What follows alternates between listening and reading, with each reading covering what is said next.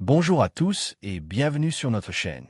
Aujourd'hui, nous allons explorer les 10 stratégies de manipulation des masses identifiées par Sylvain Timsit en 2002, souvent attribuées à tort à Noam Chomsky. Nous analyserons également comment ces techniques peuvent être observées dans les actions de Pierre Espérance, directeur exécutif du Réseau national de défense des droits humains, RNDDH, en Haïti. 1. La stratégie de la distraction. Timsit décrit cette stratégie comme le fait de détourner l'attention du public des problèmes importants en l'inondant de distractions continues et d'informations insignifiantes. Dans le contexte haïtien, certains critiques suggèrent que Pierre Espérance et le RNDDH auraient utilisé des rapports médiatiques pour focaliser l'attention sur certaines questions, détournant ainsi le public d'autres enjeux cruciaux. 2. Créer des problèmes, puis offrir des solutions. Cette méthode consiste à créer une situation problématique pour susciter une réaction du public qui demandera ensuite des mesures pour résoudre le problème. Des allégations indiquent que le RNDDH aurait, par le passé, exagéré ou fabriqué des rapports sur des violations des droits humains, incitant ainsi à des interventions spécifiques. 3. La stratégie de la gradualité. Il s'agit d'introduire des mesures impopulaires progressivement afin de les faire accepter par le public. Certains observateurs estiment que le RNDDH a, au fil du temps, modifié ses positions ou ses méthodes de manière subtile, influençant ainsi l'opinion publique sans provoquer de réaction immédiate. 4. La stratégie du différé. Présenter une décision impopulaire comme douloureuse mais nécessaire pour une application future est une autre technique. Des critiques ont suggéré que certaines recommandations du RNDDH étaient formulées de cette manière, préparant ainsi le terrain pour des mesures controversées. 5. S'adresser au public comme à des enfants en bas âge. Utiliser un discours infantilisant pour diminuer la capacité de réflexion critique du public. Certains discours publics du RNDDH ont été perçus par des détracteurs comme simplifiant excessivement des enjeux complexes, ce qui pourrait relever de cette stratégie.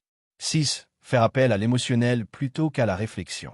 Stimuler les émotions du public pour court-circuiter l'analyse rationnelle.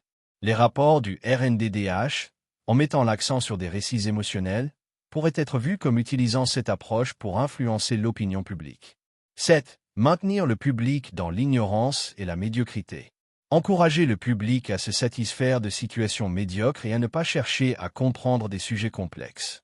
Des critiques ont accusé le RNDDH de ne pas fournir toutes les informations contextuelles nécessaires dans ses rapports, limitant ainsi la compréhension complète des enjeux. 8. Encourager le public à se complaire dans la médiocrité. Promouvoir l'idée que la médiocrité est acceptable. Certains estiment que le RNDDH, en ne dénonçant pas systématiquement toutes les violations des droits humains, contribue à une normalisation de certaines pratiques répréhensibles. 9. Remplacer la révolte par la culpabilité. Faire croire à l'individu qu'il est seul responsable de ses malheurs. Il n'existe pas de preuve directe que le RNDDH utilise cette stratégie, mais des débats subsistent quant à l'effet de leur communication sur la perception publique de la responsabilité individuelle. 10. Connaître les individus mieux qu'ils ne se connaissent eux-mêmes. Utiliser les avancées technologiques et scientifiques pour mieux comprendre et manipuler le public. Bien que le RNDDH soit une organisation de défense des droits humains, certains critiques suggèrent qu'il pourrait utiliser des informations détaillées sur la société haïtienne pour orienter l'opinion publique. Conclusion. Il est essentiel de noter que ces observations sont basées sur des critiques et des allégations, et ne reflètent pas nécessairement des faits avérés. L'objectif de cette analyse est d'encourager une réflexion critique sur la manière dont les stratégies de manipulation peuvent se manifester dans différents contextes, y compris au sein d'organisations dédiées à la défense des droits humains. Nous vous invitons à approfondir vos recherches et à consulter diverses sources pour vous forger votre propre opinion. Merci de votre attention.